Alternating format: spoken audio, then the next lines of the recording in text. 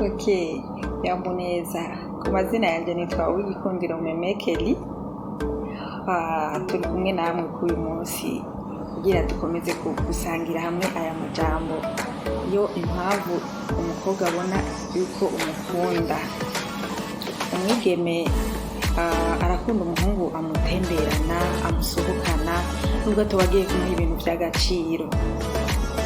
Ifanta yonyene akumva yuko sheri amukuye muhira, amujanye mu kindi kibanza, arumva binezererewe cyane, arumva agumya gukunze, arumva atogutakaza. Umwigeme arakunda umuhungu amutelefona mu gitondo akavyugwa na sheri, mu gitondo akavyugwa n'umuhungu. Aho umukobwa arumva vraiment yuko umuhungu amukunze vy'ukuri, ataburya hajya burimwo. Rero je ndakunze kumva abahungu benshi ngo umukobwa twahora dukundanye ngo yamivye ntabizi. Araguheba, naje ubwanje sheri ndashobora kumutakaza kuko mbona batanguye kwigira vyinshi. Mu gitondo simbonye apere yiwe, saa sita simbonye bite, ku mugoroba simbonye wiriwe gute. Nukuraho ndaguheba kandi mu vyo utari witeze.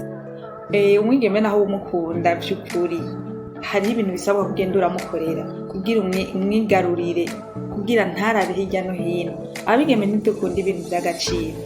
Amajambo yonyene araduhimbara, amajambo ava mu kanwa kanyu. Rero ntubone ngo urahejeje gutongoza umwigeme ngo yajeje ko mu rukundo habirarangiye ngo nuwanje ndamwigaruriye vyaheze. Urukundo ruravomererwa, urukundo rurabagarirwa, urukundo ruguma rurondeza. Hajya ntubuhejeje umwigeme aguhaye urukundo, ntubuhejeje hariho ibintu bisabwa kugumukora.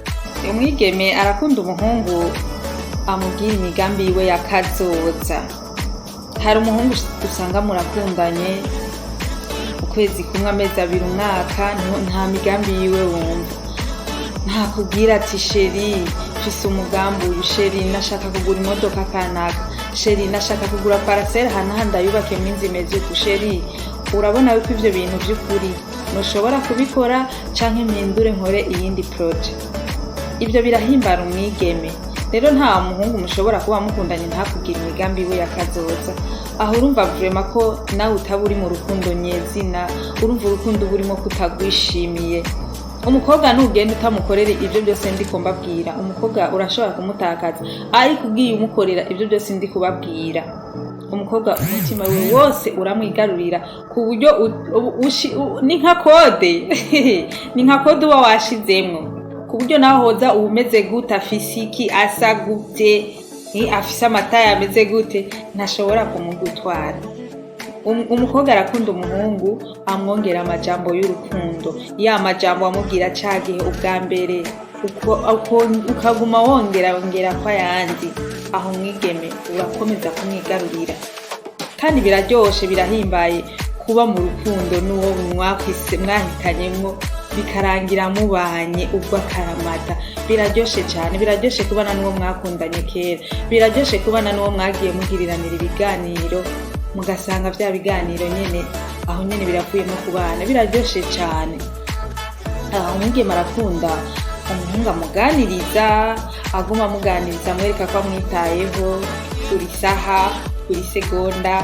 Sheri ntakumvise nta mahoro, sheri ubu umerewe gute. Ibyo biratuma umwigeme naho abari yumva atagase fresh. Umwigeme kandi arakunda umuhungu amuha ibintu kado, naho bitaba ari ibintu bitsimbye cyane, naho yobi imombo yonyene. Umwigeme arumva yuko umutima wiwe ukuriko, arumva yuko nahoza abandi batakurusha, nahoza abagusumbya amafaranga ntashobora kubakunda, kuko abona uko mwitayeho mu bintu bikatari vy'agaciro kanini. Umwigeme arashobora kubuzi ko mukunze wahejeje, atakindi hasigaye ko mubana, ugasanga araguhemukiye, arigiriye ku wundi kandi atari ko wabiziga. Rero komeza kuza mutwiyegereza gahoro gahoro, urukundo ruraza buke buke. Umwigeme arashobora kumukorera utuntu tugenda tumunezera, atari n'ibintu by'agaciro. ukumva neza ko umwigeme wamwigaruriye by'ukuri atanundi yoza gusimbura abigeme turakunda abantu umuhungu adutembereza akatwicarika aha akatwereka utuna turiya akatwereka ikintu n'ikindi. Abigeme turakunda ibiyago, urukundo n'ibiyago. Ntushobora kwicara umunsi wose uheze umunsi wose ugahera tutabonye message y'umuhungu mukundanye, aho nta rukundo ruba rurimo. Kandi wowe umuhungu urashobora kuvuga ati jewe ujya mukobwa sinzigera ndamuhemukira, ariko kubera utagenda umuha ibiyago vya buri kanya ugasanga uramutakaje. Rero umwigeme iyo ugenda umuha ibiyago ukamutemberana ukamuha utuntu kado surprise atari yiteze, umwigeme urashobora kumushaka ko ikintu icyo ari cyo cyose nawe umwigeme ukakiroha wowe umuhungu. Kubera iki? Kubera hari nawe icyo umukorera bimunezera.